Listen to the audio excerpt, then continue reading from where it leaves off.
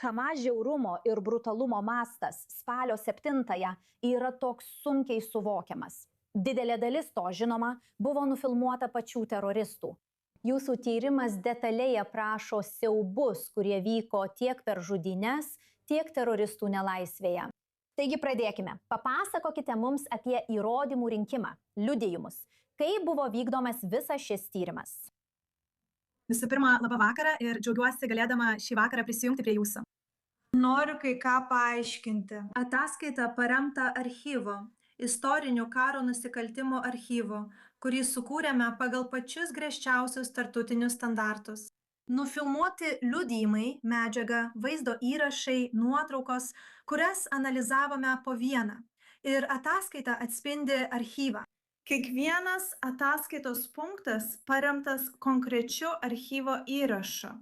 Todėl svarbu tai pabrėžti. Ir ataskaita leidžia mums atsitraukti ir pamatyti siaubą visumoje. Ta prasme, kad kai perskaitai ją, tai yra 300 puslapio ataskaita, daugiau nei pusė jos yra faktinė informacija. Tai reiškia, kad daugiau nei 160 puslapių jūs skaitote vis išsamesnį liudijimų, kuriuos gavome, medžiagą, vaizdo įrašų aprašymus, nuotraukų aprašymus. Ir tam tikrų momentų supratome, kad mus pačias pribloškia surinktų įrodymų kiekis ir kad turime į juos pažvelgti iš šalies, apžvelgti visumą ir atlikti teminę analizę. Ir mes nustatėme 13 skirtingų seksualinio smurto modelių, kurie leido mums padaryti išvadą, kad tai buvo strategija. Spalio 7-osios seksualinis smurtas buvo apgalvota strategija. Ir deja, ji buvo įvykdyta su išskirtiniu žiaurumu. Blogis, kurį taip sunku suvokti ir taip sunku patikėti, kad vis dar yra žmonių, kurie abejoja tuo, kas įvyko, kai kalbėjo apie visus šiuos įrodymus. Ir nepaisant to fakto, žinoma, kad šie žiaurumai buvo nufilmuoti.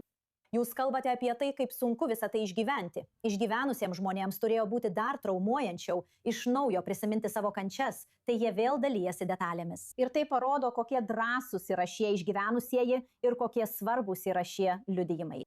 Ir tai tiesiog siaubinga, kai kalbama apie šiuos 13 pasikartojančių lyties pagrindų vykdomo smurto modelių šiose vietose. Papasakokite mums apie tuos sistemingus, plačiai paplitusius ir esminius išpuolius, apie kuriuos kalbate. Ką tai tiksliai reiškia?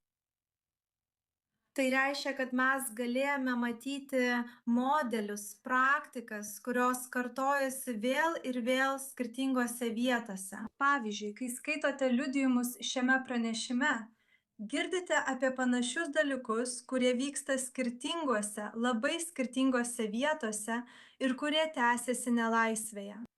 Ir manau, kad viena svarbiausių dalių mums dabar yra tai, kad mes tai jaučiame. Ataskaita pateikia tokį tvirtą įrodymų bazę. Tai, kaip jūs sakėte savo įžangoje, yra tarsi lūžio momentas. Tai perkelia mus nuo klausimo, ar tai įvyko, prie klausimo, kokios yra pasekmės. Ir aš tikrai tikiu, kad tai sukuria naują realybę aukoms, išgyvenusiems, buvusiems įkaitams, kurie ir toliau yra apklausiami.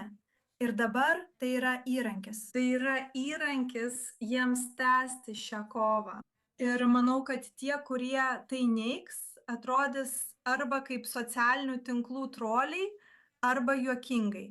Nes profesiniu požiūriu tuo viskas pasakyta. Viskas. Mes pasikvietėme geriausius prokurorus pasaulyje, kad padėtų mums ištirti įrodymus.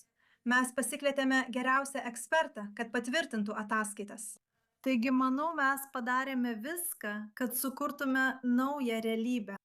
Tiek daug įrodymų, toks gausus įrodymų kiekis. Ir ataskaitoje daroma išvada, kad šie veiksmai yra karo nusikaltimai, nusikaltimai žmoniškumui, genocido veiksmai, kankinimai ir terorizmu susijęs seksualinis bei lyties pagrindų vykdomas smurtas pagal tarptautinę teisę. Ir klausimas lieka, kaip dėl baudžiamojo persekiojimo? Kokie teisiniai žingsniai čia realiai galėtų būti žengti? Labai geras klausimas. Prieš pradėdama aiškinti apie baudžiamąjį persekiojimą, noriu pasakyti vieną dalyką. nes ataskaitoje išsamei nagrinėjame baudžiamąjį persekiojimą ir galimą baudžiamąjį persekiojimą. Noriu apie tai pasakyti. Joks vienas baudžiamasis persekiojimas niekada negalėtų atspindėti nusikaltimų masto taip, kaip tai daro ši ataskaita. Ir mes manome, kad svarbu šią ataskaitą vertinti kaip labai svarbų istorinį dokumentą, kaip pačią istorijos dalį, kuri užfiksuoja tų, kurie ten buvo balsus. Taip pat liudijimai yra išsaugoti šiame archyve ir dabar jie gali būti ne tik pripažinti, bet ir panaudoti baudžiamajam persekiojimui. Kas yra baudžiamasis persekiojimas? Kaip jis atrodys? Mes žinome, kad baudžiamasis persekiojimas vyks čia, bet jis taip pat vyks ir kitose šalise pagal nacionalinę jurisdikciją, pagal tarptautinę jurisdikciją. Tai įgaus įvairias formas visame pasaulyje. Ir mes tikime, kad ataskaita turės, kaip aš sakau, savarankišką gyvenimą. Ji bus pateikta teisme kaip įrodymas. Ir su mūsų ankstesne ataskaita nutiko panašus dalykai. Žmonės pateikė mūsų ataskaitą teismams netgi.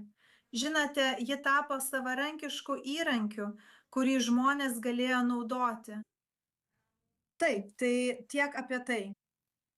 Tai kurios liudijimų dalys susijusios su nelaisvė pas teroristus, kuri, kaip žinome, tęsiasi mėnesius. Kas jums labiausiai įstrigo? Kokiu liudijimu ar pasakojimu galite dabar pasidalyti, nors tai ir sunku? Oho.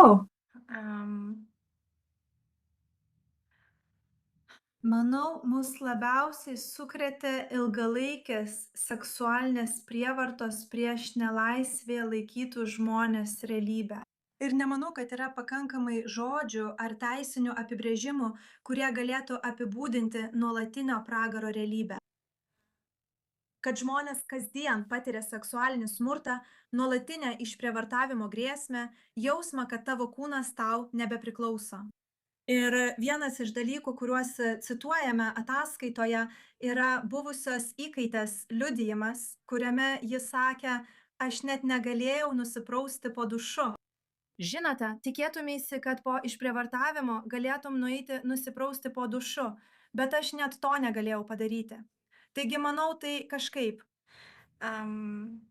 Ataskaita atspindi tik dalį to, ką ji pasakė, bet tai tiesiog liko su mumis. Ir taip pat dalis, kuri liko su mumis. Ir mes pradėjome ataskaitą Rikardos Luk, Šani Luk motinos pareiškimu, bei akimirkomis, kai šeima spalio 7-ąją matė, kaip jos kūnas buvo tempiamas ir gabenamas į Gazą. Kol minios pjaudo į jos kūną, ji apsupta ginkluotų vyrų, o jos kūnas yra subjaurotas. Ji beveik nuoga. Ir manau, kad šeimai tai buvo siaubingos akimirkos, kai jie turėjo būti liudininkais šių kančių. Taip, manau, tai mumise išlieka labiausiai. Girdžiu, kaip tau net kalbėti apie tai yra skausminga. Ir tiesiog baisu suvokti, kad toks blogio lygis galėjo taip atsiskleisti ir kaip svarbu, kad visa tai iškiltų į viešumą, kad pasaulis sužinotų, kas iš tikrųjų vyko. Papasakokite mums, kaip jūs tai jaučiate. Faktas, kad visas pasaulis turi žinoti ir suprasti detalės, kad ir kokios jos būtų šiurpios, grafinės ir blogos, yra labai svarbus būtent dabar. Manau, tai labai svarbu. Pirmiausia, noriu pripažinti komisijos komandos darbą, kuri prisiėmė atsakomybę peržiūrėti tuos įrašus. Mes prisiėmėme atsakomybę juos peržiūrėti vėl ir vėl kartu su teismo medicinos ekspertais. Ir peržiūrėjome tiek daug medžiagos, kad rastume tuos įrodymus, tuos seksualinio smurto požymius, kūnų būklę. Noriu pasakyti, kad tai buvo nuolatinės pastangos, kurios kiekvieną dieną buvo sunkios. Susidūrimas su smurtinė medžiaga, su tuo susijusi trauma. Atsakydama į jūsų klausimą, noriu pasakyti, kad turime matyti, kaip terorizmo ekspertai, nacionalinio saugumo specialistai nagrinėja tas išvadas. Negali būti taip, kad tik pilietinė visuomenė, mes, akademinė bendruomenė, skaitysime tai. Tai turi būti ataskaita, kurią skaito, analizuoja, studijuoja terorizmo ekspertai. Nes mes tarsi supratome, arba aš pati supratau tik per pastarąsias kelias dienas, kad mes negalime net pradėti kovoti su tuo, ko nežinome. Taigi, jei tai liks tik žmogaus teisių aktyvistų ar pilietinės visuomenės žiniomis, tai bus pražūtinga mums visiems. Tai turi tapti terorizmo ekspertų, nacionalinio saugumo ekspertų darbu, kad jie tai perskaitytų, suprastų ir pripažintų, jog tai buvo pats baisiausias seksualinis teroras. Tai labai svarbi žinia, kurią jūs dabar perdodate. Ir tai parodo, kaip sunku visuomeniai suprasti šias detalės tokiu metu. Ir tai taip sunku netgi iškelti, kai kalbame apie žiaurumą ir išsigimimą, kuris įvyko spalio 7-ąją ir po to. Tačiau, kaip jūs tikriausiai žinote, kai New York Times apžvalgininkas Nicholas Kristof paskelbė absurdišką straipsnį, kuriame užsimenama, kad Izraelis, tai net juokinga ištarti garsiai, treniruoja šunis prievartauti palestiniečių kalinius. Nors tai ir absurdiška, kai toks antraštė pradeda cirkuliuoti prieš paskelbiant visą jūsų 2 metų tyrimą. Tai paprasčiausiai reiškia, kad komisijos ataskaita nesulaukia dėmesio. Ji nepatenka į naujienas. Kaip jūs su tuo kovojate? Kaip su tuo tvarkotės? Atvirai kalbant, tas New York Times straipsnis buvo absurdiškas ir beprotiškas. Taigi vakar, kai paskelbėme ataskaitą, mums buvo svarbu sutelkti dėmesį į aukas, į ataskaitos išvadas, išlikti susitelkusioms į savo misijas. Mes dirbame daugiau nei 2 metus prie kiekvienos šios ataskaitos detalės, kiekvieno žodžio, kiekvieno įrodymo. Todėl norėjome į tai sutelkti dėmesį ir užtikrinti, kad pasaulis tai žinotų. Ir galiu pasakyti, kad ataskaita sulaukė didžiulio dėmesio visame pasaulyje. Ir noriu sutelkti dėmesį į tai ir į juos. Jūs visiškai teisi. Be jokios abejonės, daktarė Kochavel Kayam Levi, labai vertiname, kad kalbėjote su mumis.